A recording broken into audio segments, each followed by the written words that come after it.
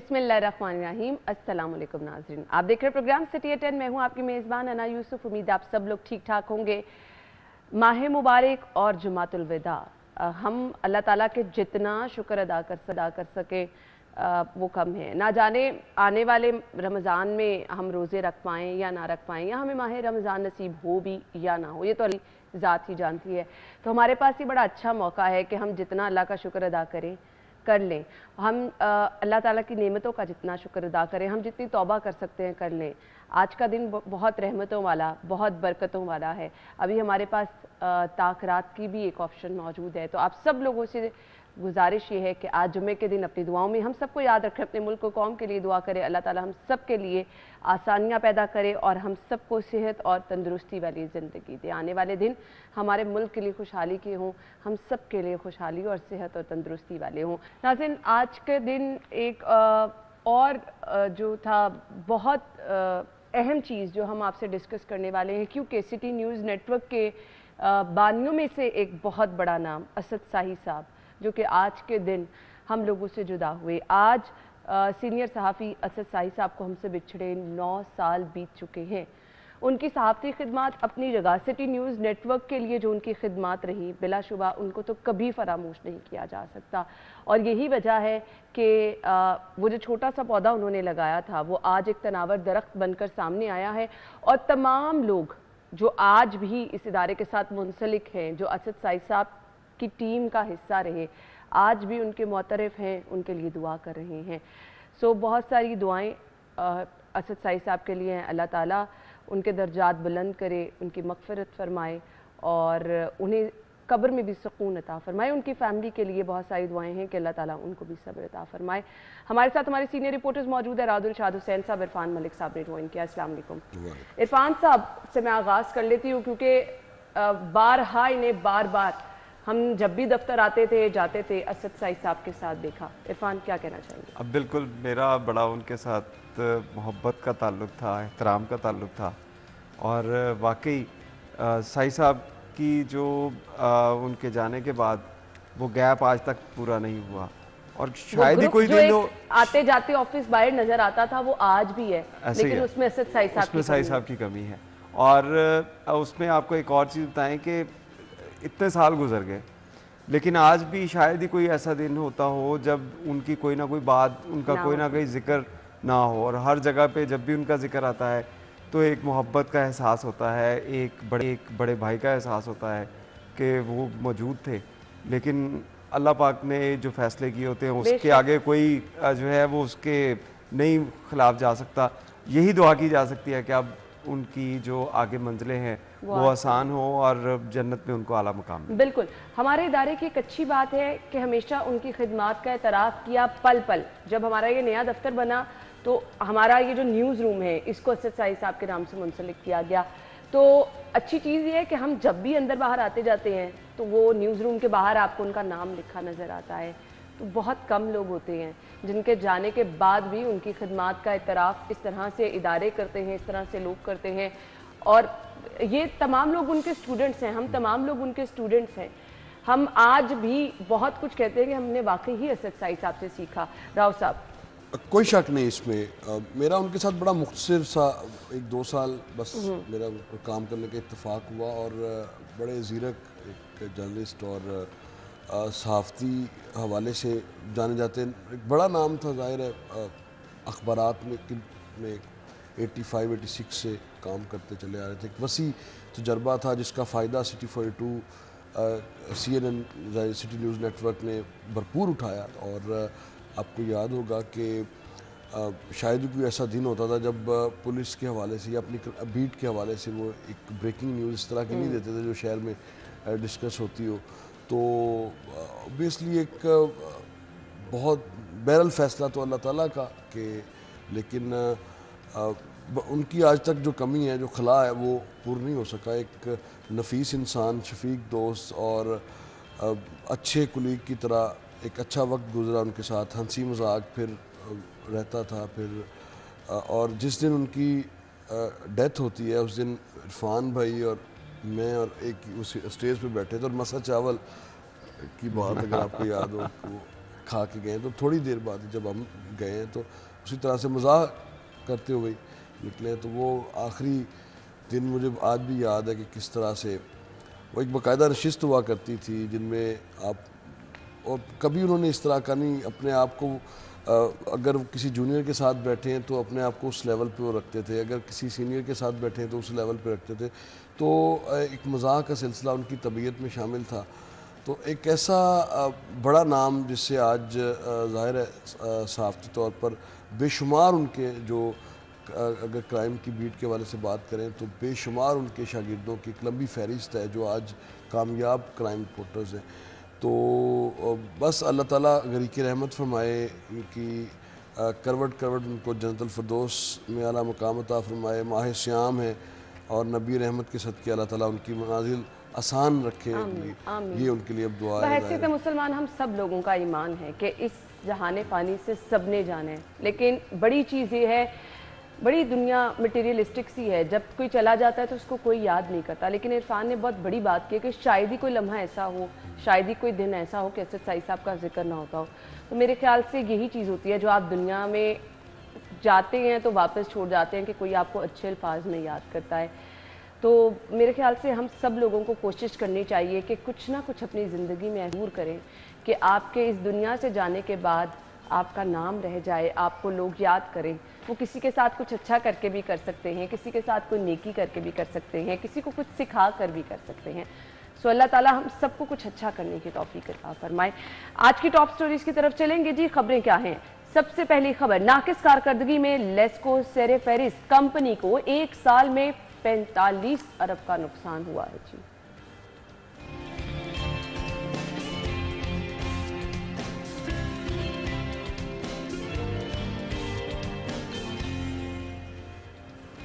اور فائنلی اچھا فیصلہ کیا گیا ہے. جی نقل مافیا کو نکیل ڈالنے کا فیصلہ ہے. امتحانی سینٹر میں عملے کی تعیناتی سے پہلے اسپیشل برانچ سے کلیئرنس ہوگی.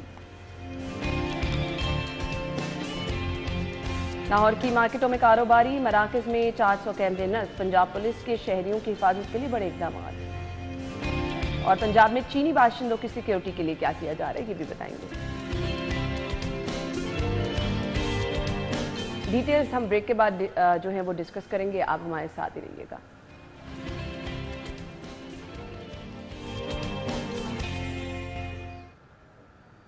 Welcome back. اور کچھ اداروں کی اگر کارکردگی دیکھیں تو اچھی کارکردگی کا ہمیشہ ذکر ہوتا ہے، اپریسیشن دیکھی جاتی ہے. لیکن یہاں پر ہمارے ہاں تو الٹی گنگا بہتی ہے. ہمیشہ جب کارکردگی کی بات آتی ہے تو ساتھ ناقص ورڈ لکھا ہوا آتا ہے.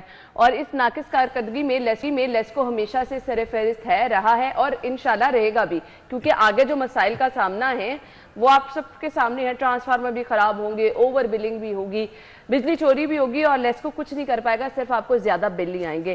ایک سال میں 45 ارب روپے کا نقصان ہوا ہے. راؤ صاحب دیکھیے، میں ابھی یہ پہلی سٹوری تھی تو میں اس کی ڈیٹیل میں پڑھ رہا تھا، شاید سپرا صاحب کی یہ سٹوری ہے. اور اوور بلنگ کے حوالے سے تو ہم جانتے ہیں کہ لیسکو کے ماشاءاللہ لیسکو کا کوئی ثانی نہیں ہے اس حوالے سے. تمام ڈسکوز میں سے سب سے زیادہ جو شکایات ہیں وہ لیسکو کی جانب سے ہیں، لیکن اس کے باوجود 45 ارب روپے کا خسارہ. ایک بڑی رقم ہے. یہ جو 26 ارب روپے کی بجلی سسٹم سے بھی غائب ہوئی ہے اور پھر 32 ارب روپے کا نقصان اٹھانا پڑا ہے، یہ آخر گیا کہاں پہ؟ میں یہی سوچ رہا تھا کہ اتنا بڑا ادارہ 68 لاکھ روپے غالباً ان کے سی او جو ایم ڈی یا سی او جو ہے لیسکو وہ تنخواہ لیتے ہیں. وہ کس بات کی تنخواہ لیتے ہیں؟ کیا کام کرتے ہیں؟ کیا ان کی کارکردگی کیا ہے؟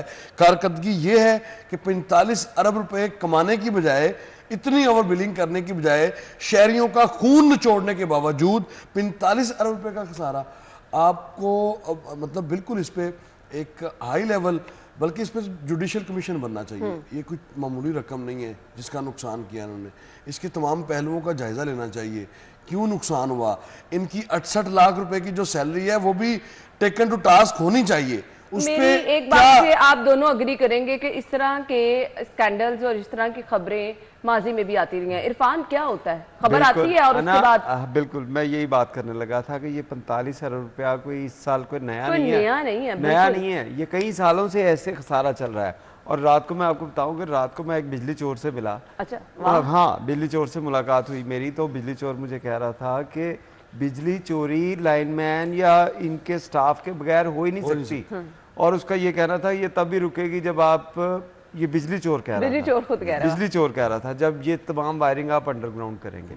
फिर उसके साथ साथ ये भी सिचुएशन थी कि बहुत अरसा से सिचुएशन चल रही थी कि जैसे पूरी दुनिया के अंदर कार्ड सिस्टम चल रहा है कि आप उस कार्ड को रिचार्ज करवाएंगे, जितने का रिचार्ज करवाएंगे उतने यूनिट आप यूज कर लेंगे। ये अगर सिस्टम नहीं लाएंगे तो इस तरह के मामला चलते रहेंगे। अच्छा, बिजली चोर ने हल भी बता दिया। बिल्कुल बिल्कुल बिल्कुल, बिजली चोर बड़ा समझदार आदमी था और बहुत पिछले कई सालों से शायद वो बिजली चोरी ऐसे ही कर रहा हो। और ये वो यही कहता है कि बिजली चोरी कभी भी जो है वो इंडिपेंडेंटली नहीं हो सकती, उसके लिए आपको लेस्को के एहलकारों की मदद, उनकी मुशावरत जरूरी तो होगी। बिजली चोर से मुलाकात का हवाल तो इरफान आज साहब ने सुना दिया। अगर आज लेस्को के मुलाजमीन उनके बच्चों, उनकी बेगमात के मीटर रीडर से लेके सीओ तक के इनके असासे चेक करवा लें आप, तो आपको ये 45 अरब नहीं, फिर आपको पता चलेगा ये 45 अरब कहाँ गया। फिर आपको 45 अरब नहीं 45,000 अरब का खुरा भी मिल जाएगा कि 45,000 अरब किधर गया है आज तक जो इन्होंने नुकसान किया मजमूई तौर पे। तो इसको देखिए, बिजली इतनी महंगी है। आपको याद है कि हमने हमेशा हौसला शिक नहीं किया। हमारे एक दोस्त साथी रिपोर्टर हैं कैसर खोखर साहब, वो कहते हैं कि बिजली महंगी हो रही है, चोरी करनी चाहिए, लेकिन उसके बावजूद कोई हद होती है, कोई खुदा का खौफ करे। एक तो बिजली इतनी ज़्यादा महंगी, उसके बाद आप मुझे बता दें राव साहब, ये जो कंपनी को एक साल में ये नुकसान हुआ है 45 अरब का, अब ये अवाम की बोझों पे, जेबों पे बोझ डालेंगे। ऑब्वियसली ये ओवर बिलिंग की शिकायत पड़ा आती है। यानी अब आप लोग तैयार हो जाए, ये 45 अरब आपकी जेबों से निकल सोशल मीडिया पर आपको पता नहीं कि 1 करोड़ 48 लाख यूनिट हम बनाते हैं और जो बिल लोगों से जनरेट करते हैं, जो लोगों को बिल जाते हैं, वो जाते हैं 2 करोड़ 90 लाख के। तो ये कोई पूछने वाला दर हकीकत नहीं है। जिन्होंने पूछना है उनके अपने बस घरों में डबल सोर्स होने चाहिए, उसके अलावा और उनका कोई मसला नहीं है। उनके घरों में शट डाउन नहीं होना चाहिए, उसके अलावा सब कुछ बंद हो जाए, कोई फ़र्क नहीं पड़ता। ये एक कौमी अलमिया भी है कि इतने जो लाखों यूनिट्स हैं वो फ्री जा रहे हैं। 500 अरब की बिजली वैसे फ्री आप दे रहे हैं फ्री यूनिट्स के नाम पे, उसको आज तक काउंटर चेक नहीं किया गया, उस पर कैबिनेट में भी केसेस गए। फिर फ्री बिजली, यानी जिसकी 50 लाख रुपए या 68 लाख रुपए तनख्वाह जिस शख्स की, उस शख्स के ना सिर्फ उसको, उसके मुलाजमीन को भी बिजली फ्री जा रही है। आप अंदाज़ा लगाएं, जबकि जिसकी तनख्वाह 25,000 या 32,000 है, जो कि मिनिमम वेजेस 32,000 है, वो भी काबिल अमल नहीं है आज के दौर में। उसको बेचारे को पेट्रोल का टीका, उसको बिजली का इंजेक्शन, उसको सुई गैस का बिल, आप अंदाज़ा लगाएं। ये तीनों जो यूटिलिटीज़ की चीज़ें हैं, तीनों में देख लें आपने क्या सूरत हाल है। उसके अलावा महंगाई का तनासुब आपके साहब, सामने। ये चीज़ें तो हम बहुत दफ़ा मेंशन कर चुके हैं, उनके लिए ये तमाम अयाशियाँ और ये तमाम लवाजमात हैं और रहेंगे। अब सवाल ये पैदा होता है कि ये जो 45 अरब हमारी और आप सबकी जेबों से निकलना है, ये कैसे निकलना है? इसके लिए आप लोग तैयार रहें। इसके लिए होगा ये कि आपको ओवर बिलिंग की जाएगी, आपको किसी ना किसी बहाने जायद बिल भेजे जाएंगे, फिर आप जितने मर्जी चक्कर लगा ले, बिल तो आपको पे करना पड़ेगा। ब्रेक ले लेते हैं, ब्रेक के बाद आएंगे। Stay with us.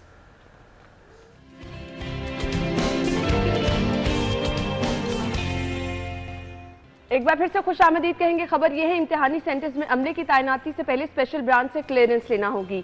नकल माफिया को नकेल डालने का फैसला किया गया है। स्पेशल ब्रांच किस तरह से इसको कंट्रोल कर पाएगी और स्पेशल ब्रांच का रोल कितना अहम होता है? इरफान।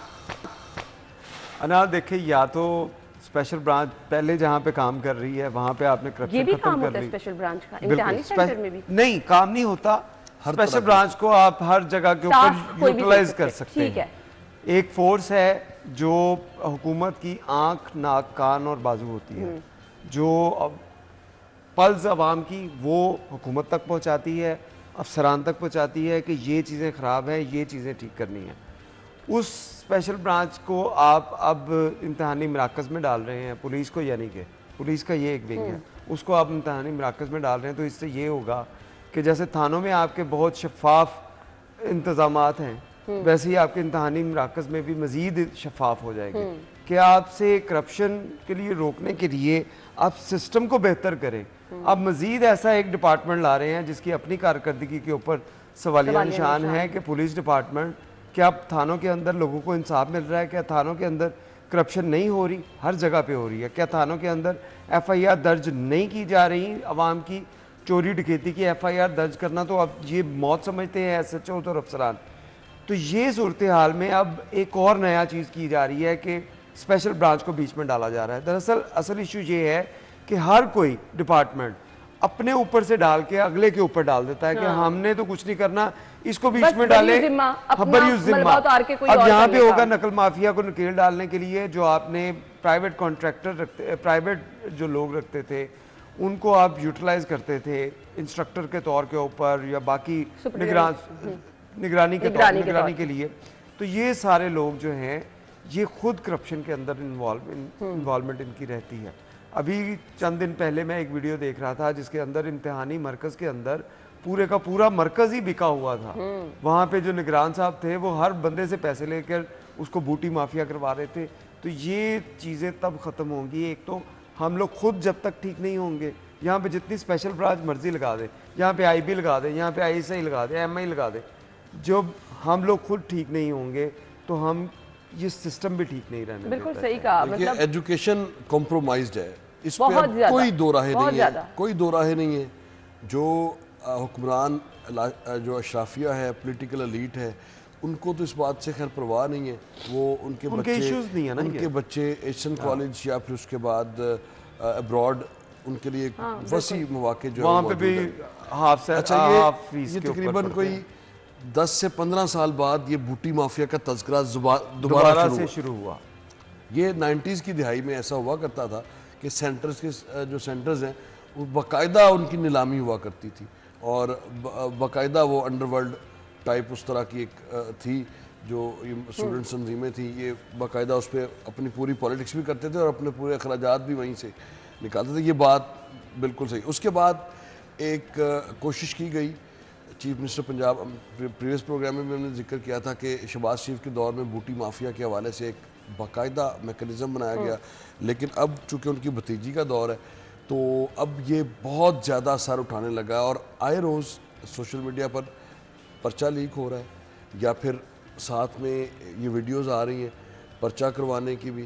اور اس سے آپ اپنے تعلیمی نظام کے ساتھ کیا کر رہے ہیں, اور ایسے پیرنٹس بھی جو ہے وہ یہ سمجھ رہے ہیں کہ ان کے بچے شاید میٹرک کی سند لے لیں گے, اس کے بعد کیا کریں گے, اس کے بعد کیا کریں گے. یعنی بچوں میں جو مقابلے کا رجحان ہے اس کی اس قدر حوصلہ شکنی کی جا رہی ہے کہ اس سے بڑی اور کیا مثال ہوگی. آپ کا کیا خیال ہے کہ عملہ صرف عملے کا یہ قصور ہے, یہ ان پیرنٹس کا بھی قصور ہے جو پیسے دے رہے ہیں.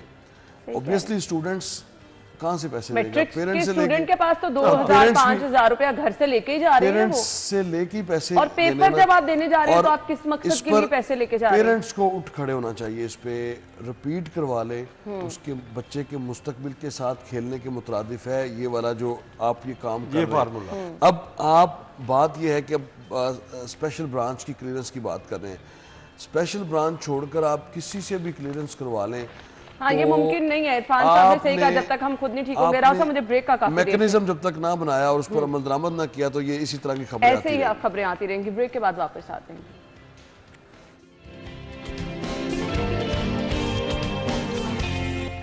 بریک کے بعد آپ کو ایک بار پھر سے خوش آمدید کہیں گے. ہم تیسری خبر کی طرف آئیں گے کیونکہ بہت اہم خبر ہے, پبلک انٹرسٹ کی خبر ہے. لوگ آج کل جا رہے ہیں جی مارکیٹوں میں شاپنگ کرنے کے لیے.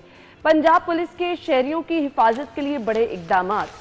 فی الحال تو خبر یہی آ رہی ہے کہ مختلف علاقوں میں چوریاں ڈکیتیاں ہو رہی ہیں. لاہور کی مارکیٹوں میں کاروباری مراکز میں 400 کیمرے نصب کیے جائیں گے. عرفان کیا کیا جا رہا ہے؟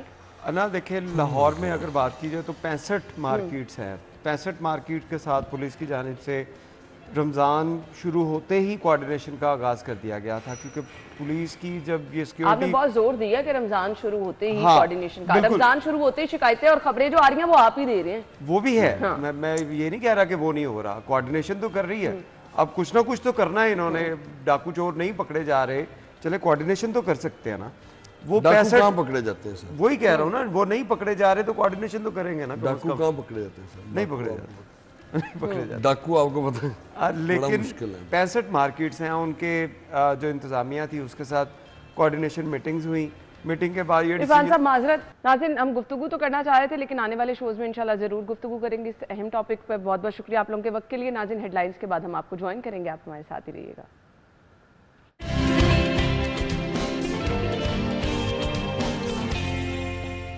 अलविदा अलविदा माह रमज़ान, माह मुबारक हमसे जुदा होने को है, लेकिन अल्लाह ताला इतना करीम है, इतना करम करता है अपने बंदों पर कि जाते जाते अल्लाह ताला हमें बार बार ऐसे मौके दे रहा है कि हम अपने लिए कुछ कर सकें, हम अपने खुदा का शुक्र अदा कर सकें कि उसने हमें एक बार फिर से ये महीना दिया, हम अपने खुदा का शुक्र कर सकें कि उसने एक बार फिर से हमें मगफिरत का मौका दिया, हम अपने खुदा का शुक्र करें कि उसने एक बार हमें फिर से रहमतें समेटने का मौका दिया, जहन्नुम की आग से निजात मांगने का मौका दिया। तो क्यों ना हम अपने खुदा का शुक्र अदा करें कि उसने हमें मुसलमान बनाया, उसने हमें ये तमाम मौके फराहम किए। तो जाते जाते ये साते ज़रूर समेटे। आज का दिन अहमियत का हामिल, जुमे के दिन की तो वैसे ही बड़ी बरकतें हैं, लेकिन माह मुबारक का ये आखिरी जुमा किस अहमियत का हामिल है। और जुमे के दिन दरूद पाक पढ़ने की फजीलत वैसे ही बहुत ज़्यादा है। फजीलत है क्या? बहुत सारे लोग कहते हैं दरूद पाक हम पढ़ रहे हैं, इसका सवाब किस तरह से हमें दिया जाएगा, हम ये भी डिस्कस करेंगे। साथ ही साथ जुमे के दिन की तैयारी आपने किस तरह से करनी है, नमाज जुमा का एहतमाम आपने किस तरह से करना है, और इसके साथ आज के दिन आप कौन कौन सी इबादत कर सकते हैं। जुमातुल विदा के हवाले से हम ज़रूर गुफ्तगू करेंगे। हमारे आज के मेहमान मैं तारुफ कराना चाहूँगी, मजहबी स्कॉलर हैं अल्लामा हसन बाकर रज़ा साहब ने हमें ज्वाइन किया है। वेलकम कहेंगे। अस्सलाम वालेकुम जी। वालेकुम अस्सलाम व रहमतुल्लाह। बहुत बहुत शुक्रिया। सबसे पहले तो मैं जुमातुल विदा की अहमियत और फजीलत जानना चाहूँगी। बिस्मिल्लाहिर्रहमानिर्रहीम। हमें सबसे पहले अल्लाह तबारक व तआला का शुक्र अदा करना चाहिए कि माह रमज़ान मुबारक की आखिरी साअतें और जुमा के दिन हमें मैसर आ रहा है। अब देखिए, जब हम जुम्मतुल विदा की बात करते हैं, एक तो यह है कि माह रमज़ान मुबारक की फजीलतें हमें हासिल हैं, और फिर दूसरा यह है कि जो जुम्मतुल मुबारक के दिन की फजीलतें हैं वो हमें हासिल हैं। चूँकि रसूलुल्लाह सल्लल्लाहु अलैहि वसल्लम की हदीस मुबारक है कि जब आम दिनों में किसी और महीने में जुमे का दिन आता है तो अल्लाह तबारक व तआला जुमे की जो 24 साअतें हैं उनमें से हर साअत में 6 लाख ऐसे अफराद को जहन्नुम से आज़ाद करता है कि जिन पर जहन्नुम वाजिब हो गई होती है। लेकिन जब माह रमज़ानुल मुबारक का जुमे का दिन आता है तो रसूलुल्लाह सल्लल्लाहु अलैहि वसल्लम फरमाते हैं कि जुम्मतुल मुबारक माह रमज़ान की हर घड़ी में अल्लाह ताला ऐसे 10-10 लाख अफराद को जहन्नुम से आज़ाद कर देता है कि जिन पर जहन्नुम वाजिब हो गई होती है। यानी इसका मतलब ये है जी, इतना करम करता है। बेशक ऐसा ही है। इसलिए रसूलुल्लाह सल्लल्लाहु अलैहि वसल्लम की एक और हदीस है, अगर माह रमज़ान शुरू हुआ और ख़त्म हो गया, अगर इंसान फिर भी अपनी बख्शिश नहीं करवा सका तो वो इंसान बदबख्त होता है। इसलिए कि खुद अल्लाह ने अपनी रहमतों के दरवाजे खोल दिए हैं, बरकतों के दरवाजे खोल दिए हैं। और फिर जब हम जुमे के दिन की बात कर रहे हैं और माह रमज़ान का आखिरी जुमा, अब उसमें यह है कि अल्लाह तबारक व तआला ने इसे इत्क़ुम मिनन नार भी कहा है। ये जो घड़ियाँ जा रही हैं कि जहन्नुम से निजात की ये घड़ियाँ हैं। अब हर इंसान सबसे पहले ज़हनी तौर पर आमादा हो कि उसने अल्लाह की बारगाह में जाना है, कि उसने अल्लाह तबारक व तआला की बारगाह में मुनाजात करके गिड़गिड़ा के अल्लाह से रहमतें भी समेट लेनी है, बरकतें भी समेट लेनी है। बाकी दिनों और आज के दिन में फ़र्क यही तो है कि बाकी दिनों में अल्लाह की रहमत को बंदा तलाश कर रहा होता है, गुनाहगार, मगर ये दिन वो है, घड़ियाँ वो है जिसमें रहमत बंदे को तलाश कर रही होती है। बिल्कुल ऐसा ही, बिल्कुल ऐसा ही है। जुमे के दिन का एहतमाम आपने किस तरह से करना है, क्योंकि हमें बचपन से सुनते आ रहे हैं कि ख़ास तौर पे जुमे के दिन का एहतमाम होता है। नमाज जुमा की तैयारी का एक गुस्ल आपने करना है, प्रॉपर एहतमाम करना है, और जुमातुल विदा पर अगर आप नए कपड़े पहन रहे हैं उसकी भी बरकत और फजीलत होती है। तो तैयारी किस तरह से करनी है? अब देखिए, चूंकि जुम्मा सय्यदुल अय्याम है, यानी ये तमाम दिनों का सरदार है, इसलिए इसका ख़ास एहतमाम करने की ज़रूरत है। सबसे पहले क्या है कि इंसान गुस्ल करे। उसका मतलब यह है कि जैसे इंसान अपने बातिन को साफ़ करता है, उसके लिए पहला मरहला इंसान अपना ज़ाहिर तो साफ़ करे। जो इंसान ज़ाहिरी सफाई का ख्याल नहीं करता वो बातिनी सफाई कैसे करेगा? और फिर इसकी भी देखिए फजीलत है कि अगर कोई इंसान जुमे के दिन गुस्ल करता है तो वो 2 जुमे के दरमियान इंसान के गुनाहों का कफ़ारा बन जाता है। जो मैंने गुज़श्ता जुमा गुस्ल किया और आज के जुमा, यानी दरमियान में अगर गुनाह हुए तो उसका कफ़ारा ये गुस्ल बनता है। और फिर रिवायात में है अगर कोई इंसान 40 जुमा मुसलसल गुस्ल जुमा करता है तो उसका जिस्म कब्र में बोसीदा नहीं होता। शायद जैसे हम बाज नेक बंदों का देखते हैं कि कब्र सैकड़ों साल बाद खोली गई, अभी जिस्म ताज़ा था, हो सकता है उसके सामने भी एक यही इल्लत और लॉजिक हो कि 40 انہوں نے جمعہ مسلسل غسل جمعہ کیا ہو. پھر دوسرا جو ہے کہ جیسے آپ نے اشارہ کیا کہ انسان اچھا نیا لباس پہنے.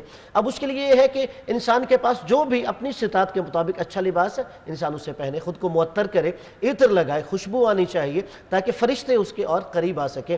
اب یہ تو ہے کہ ہماری ظاہری صفائی. پھر اس کے بعد اپنے باطن کے لیے کیا ہے, رسول اللہ صلی اللہ علیہ وآلہ وسلم نے فرمایا مجھ پر درود پڑھو. آپ نے کہا کہ جب تم جمعہ کے دن درود مجھ پر پڑھتے ہو تو وہ میری بارگاہ میں پیش کیے جاتے ہیں.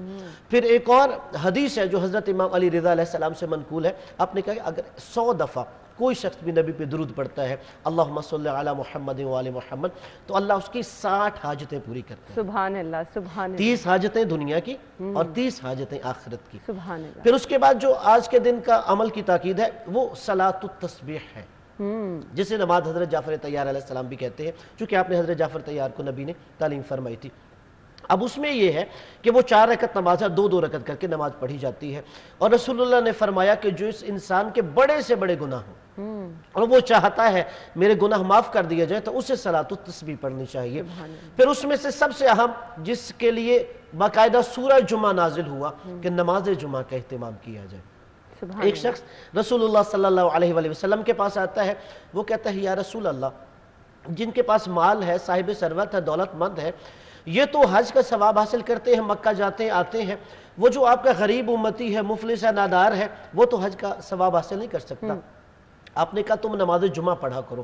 آپ نے کہا صلاۃ الجمعۃ حج المساکین, نماز جمعہ مسکین لوگوں کا حج ہے. سبحان اللہ. یہ جو حج نہیں کر سکتا, جو حج کی سعادت حاصل نہیں کر سکتا, وہ نماز جمعہ پڑھے اسے وہی حج کا ثواب مل جائے گا. اور پھر آج کے دن صدقہ دینے کی فضیلت ہے. عام دنوں میں صدقہ دیا جائے اور اس میں 70 گنا زیادہ ثواب ملتا ہے. سبحان اللہ. پھر صدقے کے بعد دوسری جو فضیلت ہے, انسان جب نماز جمعہ پڑھنے کے بعد گھر آتا ہے تو اپنے گھر والوں کے لیے بازار سے کوئی پھل, کوئی تحفہ خرید کے لائے. اچھا. اور رسول اللہ نے فرمایا وہ بھی انسان کو ایسے ہی اجر و ثواب ملتا ہے جب انسان اپنی فیملی کے لیے تحفہ لے کے آئے گا, کوئی پھل خرید کے لائے گا, کہ جیسے اس نے کسی محتاج کو صدقہ دیا ہے. اور آپ نے کہا وہ گھر کے لیے بھی جب تحفہ لے کے آ رہے ہو تو انسان کو ایک غلام آزاد کرنے کا ثواب ملتا ہے, اور ایسا غلام جو نسل اسماعیل میں سے ہو. سبحان اللہ. یعنی اس سے یہ پتہ چلتا ہے کہ جہاں ہم نے معاشرے کے نادار, غریب, فقراء, مساکین کا خیال رکھنا ہے, وہیں پر اپنے اہل و عیال کے بھی خیال رکھنا ہے. ایسا نہیں ہم باہر تو لٹا رہے ہوں لیکن اپنے گھر سے ہم لاپرواہ ہوں. بالکل بالکل. ہم گفتگو کا سلسلہ آگے بڑھائیں گے, بریک کے بعد واپس آئیں گے, ہمارے ساتھ ہی رہیے گا.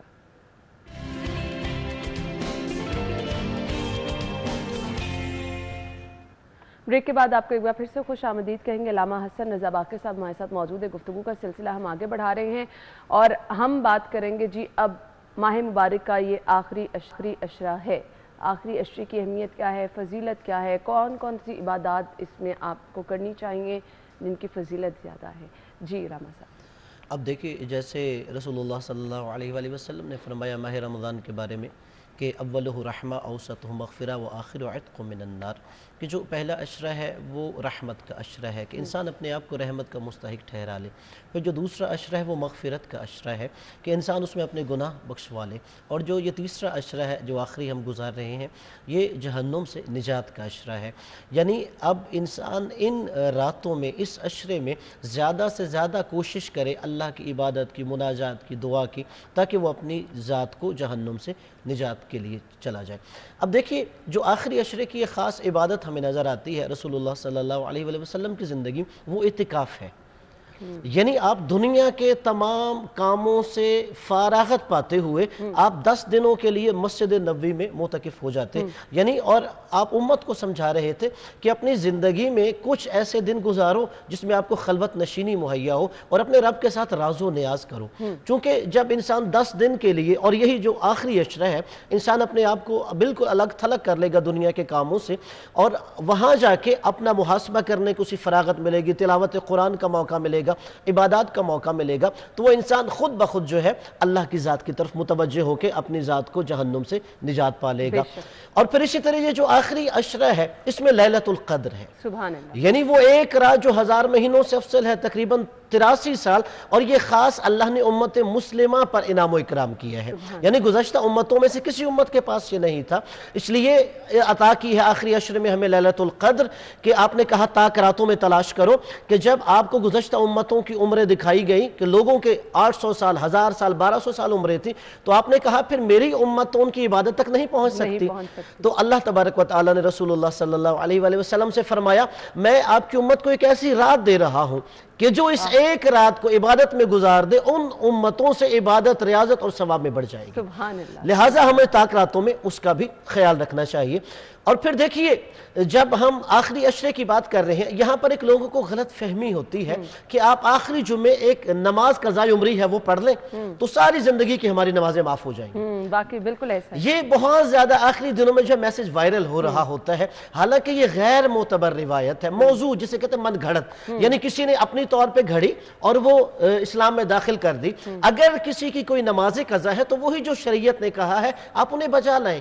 ایسا نہیں ہے کہ کوئی 4 رکعت نماز پڑھے یا 12 رکعت نماز پڑھے اور زندگی کی 50 سال کی نمازیں معاف ہو جائیں گی، پھر یہ تو شارٹ کٹ راستہ ہم تلاش کر رہے ہیں، لہٰذا اس کا ہمیں نہیں بالکل خیال رکھنا چاہیے کہ نماز قضاء عمری نہیں، آپ اپنی ویسے ہی زندگی کی نمازیں قضا بجا لائیں گے۔ صحیح۔ اچھا جی، اب یہ اگر ہم آخری عشرے کی بات کر رہے ہیں تو بہت سارے لوگوں کی کوشش ہوتی ہے کہ ہم زکوٰۃ وغیرہ بھی جو دینی ہے وہ آخری عشرے میں ہی دیں، آخری ایام میں دیں، تو کیا اس کی بھی فضیلت ڈبل ہو جاتی ہے؟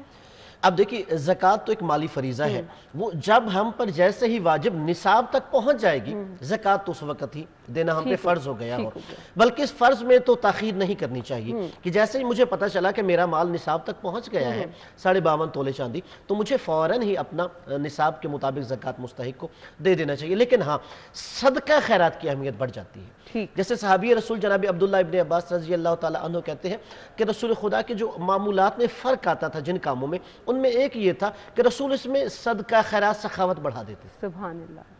ویسے تو کبھی بھی آپ نے کسی کو خالی نہیں واپس اپنے در سے بھیجا، لیکن یہ ہے کہ ماہ رمضان میں اور زیادہ آپ سخاوت کیا کرتے تھے۔ ہاں یہ ہے کہ چونکہ اس میں اور باقی مہینوں میں انسان کو 70 گنا زیادہ اجر و ثواب ملتا ہے، یہاں تک ہے کہ انسان 1 درہم دے گا، سمجھیے 1 روپیہ دے گا، اور وہ قیامت کا دن دیکھے گا وہ احد کے پہاڑ کے برابر بنا ہوا ہوگا، کیونکہ اس نے وہ ماہ رمضان میں صدقہ و خیرات۔ راما صاحب، یہاں میں آپ سے یہ بھی چیز جاننا چاہوں گی، بہت سارے لوگ یہ سوچتے ہیں کہ ہم صدقہ یا خیرات کس صورت میں دیں تو ثواب زیادہ ہوگا، راشن کی صورت میں، کسی کو کھانا کھلانے کی صورت میں، کسی کو عید کے کپڑے لے کے دینے کی صورت میں، تو ثواب لوگ چاہتے ہیں نا ہمیں زیادہ ہو، تو کس صورت میں زیادہ ثواب ہوگا؟ اب دیکھیے قرآن مجید میں ایک آیت ہے یسألونک ماذا ینفقون، کہ میرے نبی آپ سے آ کے کہتے ہیں کہ ہم کیا ضرورت مندوں پہ خرچ کریں، ہم کس چیز کو راہ خدا میں خرچ کریں تو ہمیں ثواب زیادہ ملے گا۔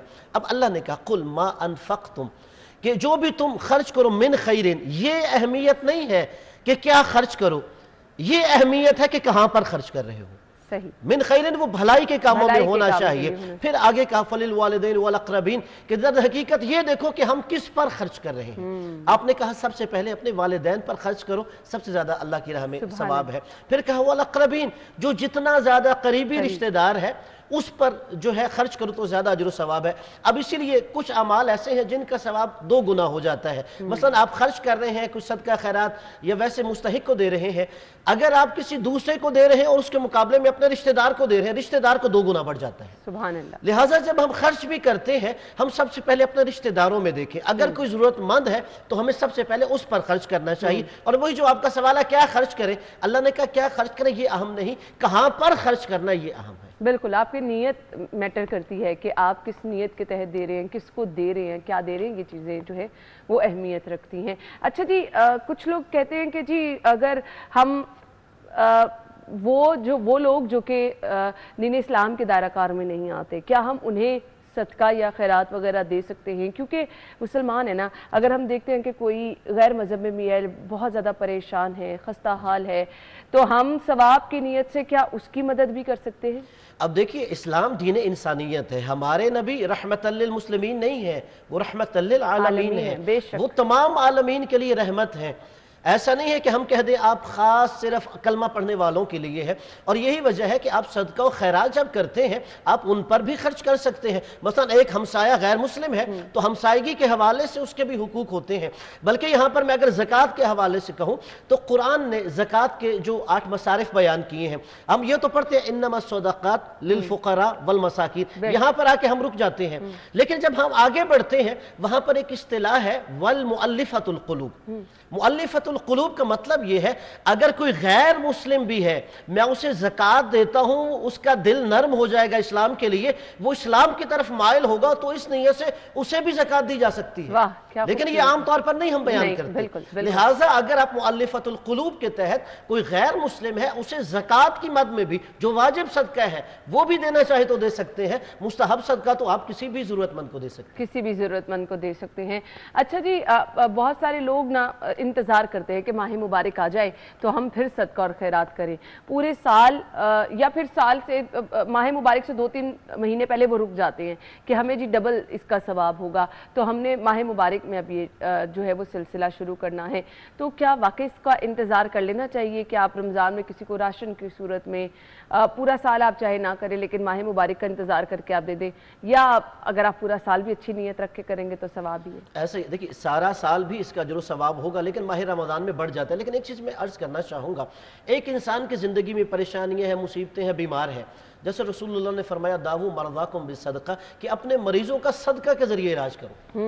ہم یہ تو سمجھتے ہیں دوا، اور بے شک دوا جو ہے ظاہری اسباب کے یقین ہونا چاہیے ایک مسلمان کو، وہ بھی کارگر ہوتی ہے، لیکن اس کے ساتھ ہمیں یہ جو مانوی چیزیں ہیں اس کی طرف متوجہ ہونا چاہیے کہ اپنے مریضوں کا صدقے کے ذریعے علاج کرو۔ اب ہمارے گھر ایک مریض ہے، میں اس کو کہوں نہیں میں 3 مہینے بعد جو ہے اس کا صدقہ دوں گا، اس کا مطلب ہے میں خود چاہتا ہوں کہ اس کا مرض اور زیادہ لمبا ہو جائے۔ نہیں، اگر کچھ ایسی کنڈیشنز ہیں، مثلا ہم کسی بیمار کی طرف سے یا میرے اوپر کوئی مصیبت ہے، کوئی پریشانی ہے، میں چاہتا ہوں اس کے نجات کے لیے وہ ہمیں فوراً صدقہ دے دینا چاہیے۔ اور بس اوقات ہم کیا کرتے ہیں، صدقہ نکال کے گھر میں رکھ لیتے ہیں، آج کل بس باکسز بھی بنے ہوئے ہیں، ہم وہاں ڈال دیتے ہیں، مہینے بعد ہم صدقہ جو ہے وہ ضرورت مند لے جائے گا۔ دیکھیے جب ہمارا صدقہ ضرورت مند کے ہاتھ میں جائے گا تب وہ صدقہ کنسیڈر ہوگا۔ بالکل صحیح۔ لہٰذا اس چیز کا بھی خیال رکھا جائے، بجائے صدقے کو گھر میں رکھنے کے ہم ضرورت مند کے ہاتھ میں پہنچائیں تاکہ اس صدقے کا ثواب اور جو فوائد ہے، جیسے رسول کی مشہور حدیث ہے کہ صدقہ 70 بلاؤں کو ٹال دیتا ہے، اور اس میں کم از کم یہ ہے کہ جو انسان پر ایک ناگہانی آفت یعنی اچانک موت آتی ہے، جیسے اللہ نہ کرے ایکسیڈنٹ سے، قتل و غارت گری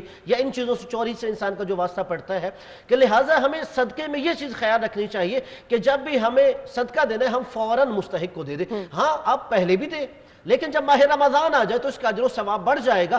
آپ اپنی استطاعت کے مطابق حیثیت دیکھ کر آپ جتنا بھی دینا چاہیں، ماہ رمضان میں بھی کچھ نہ کچھ آپ دیجیے۔ بالکل علامہ صاحب، ہمارے پاس اب وقت جو ہے وہ تھوڑا ہم اختتام کی طرف جا رہے ہیں، ماہ رمضان بھی اختتام کی طرف جا رہے ہیں۔ بہت سارے لوگوں کو دیکھتے ہیں روزوں میں نمازیں بھی ساری پڑھ لیتے ہیں، روزے بھی رکھ لیتے ہیں، پرہیزگاری بھی کر لیتے ہیں، جھوٹ بولنے پہ بھی قابو پا لیتے ہیں۔ یہ مہینہ ہمیں بڑی زبردست پریکٹس سکھا کر جاتا ہے۔ انفارچونیٹلی جیسے روزے ختم ہوئے ہم نمازیں بھی اسکپ کرنا شروع کر دیتے ہیں۔ سو ہم اس مہینے میں جو سب کچھ کرتے ہیں وہ کیا احکامات ہیں کہ ہم نے اس کو آگے بھی اسی طرح جاری رکھنا ہے؟ یہ مہینہ ہمیں پریکٹس کس قسم کی سکھاتا ہے؟ بہت خوبصورت۔ اب دیکھیے سب سے پہلا جو ہمیں روایات میں ملتا ہے کہ عمل وہی اچھا ہے کہ جو دائمی ہو، ہمیشہ کے لیے، جی ہمیشہ کے لیے استقامت ہو۔ در حقیقت ہم ثابت قدمی کا مظاہرہ کریں، اگر 1 مہینے کے لیے تو ہم یہ سمجھیں کہ نہیں میرے لیے یہ سارے احکامات تھے، اور اس کے بعد جیسے ہی عید کا چاند نظر آئے، جیسے شیطان آزاد ہوا ہے، ہم یہ سمجھیں کہ اب وہ سارے ہم سے احکامات ختم ہو گئے۔ نہیں، ایسا بالکل نہیں ہے، ہمیں دائمی طور پر اس پر مستقیم رہنا چاہیے۔ اور دوسری چیز دیکھیے یہ ہے کہ ہم کیسے اس کے اوپر کاربند رہ سکتے ہیں۔ بالکل بالکل، سب سے بڑی چیز یہ جیسے ایک حدیث ہے، رسول اللہ صلی اللہ علیہ وآلہ وسلم نے صحابہ کرام سے فرمایا کہ جو انسان ایک دفعہ تسبیحات 4 یعنی سبحان اللہ والحمدللہ ولا الہ الا اللہ واللہ اکبر پڑھتا ہے، وہ جنت میں ایک درخت لگا دیتا ہے۔ تو پھر مسلمانوں نے کہا یا رسول اللہ، اس کا مطلب ہے پھر ہمارے تو وہاں باغات ہیں، بہت زیادہ ہم نے درخت لگا دیے ہیں۔ تو آپ نے فرمایا بہت اچھی بات ہے، لیکن اب کوئی ایسی آگ نہ آگے بھیج دینا جو ان سارے درختوں کو جلا دے۔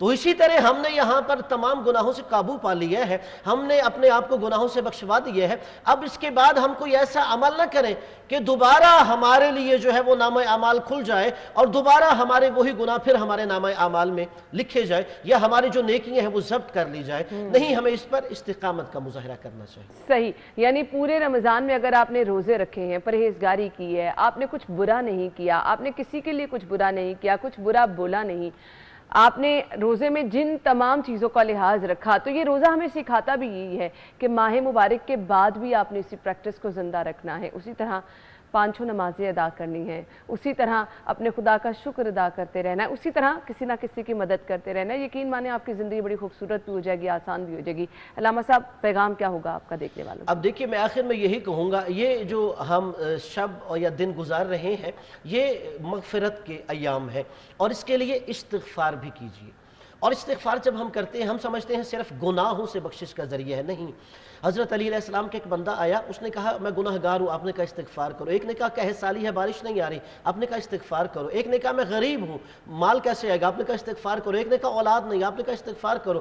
ایک نے کہا ہماری نہر خشک ہوگی، آپ نے کہا استغفار کرو۔ وہاں پہ صحابی رسول جناب عبداللہ ابن عباس تھے، آپ نے کہا سب کو ایک ہی وظیفہ بتاتے ہیں، جو بھی آتا ہے استغفار کرو۔ آپ نے کہا نہیں، یہ میں نہیں کہہ رہا، یہ قرآن میں اللہ نے بتایا سورہ نوح میں کہ اللہ نے کہا استغفروا ربکم انہ کان غفارا یرسل السماء علیکم مدرارا ویمددکم باموال وبنین ویجعل لکم جنات ویجعل لکم انہارا۔ اللہ کہتا ہے کہ استغفار کرو، اس لیے وہ بہت زیادہ بخشنے والا، تمہارے سارے گناہ بخش دے گا۔ اللہ نے کہا استغفار کرو کہ وہ تم پر آسمان سے موسلادھار بارشیں نازل کرے گا، اور استغفار کی وجہ سے اللہ تمہارا مال بھی بڑھا دے گا اور تمہیں اولاد بھی زیادہ عطا کرے گا، اور استغفار کی وجہ سے اللہ تمہارے باغات کو بھی آباد کر دے گا اور تمہارے لیے نہریں جاری کر دے گا۔ اس لیے زیادہ سے زیادہ دو کام، درود پڑھیے تاکہ رحمتیں نازل ہوں، استغفار کیجیے تاکہ گناہ بخش جائے، اور اللہ تبارک و تعالیٰ آپ کو اولاد، مال، دیگر تمام نعمتوں سے نوازے۔ آمین ثم آمین۔ اللہ تعالیٰ ہم سب کی توبہ کو قبول عطا فرمائے۔ بہت بہت شکریہ آپ کے وقت کے لیے، جزاک اللہ۔ اب جانا ہے جی کلوزنگ کی طرف، لیکن آپ لوگوں سے ایک ریکویسٹ یہ ہے کہ پلیز اپنی نماز میں، اپنی دعاؤں میں،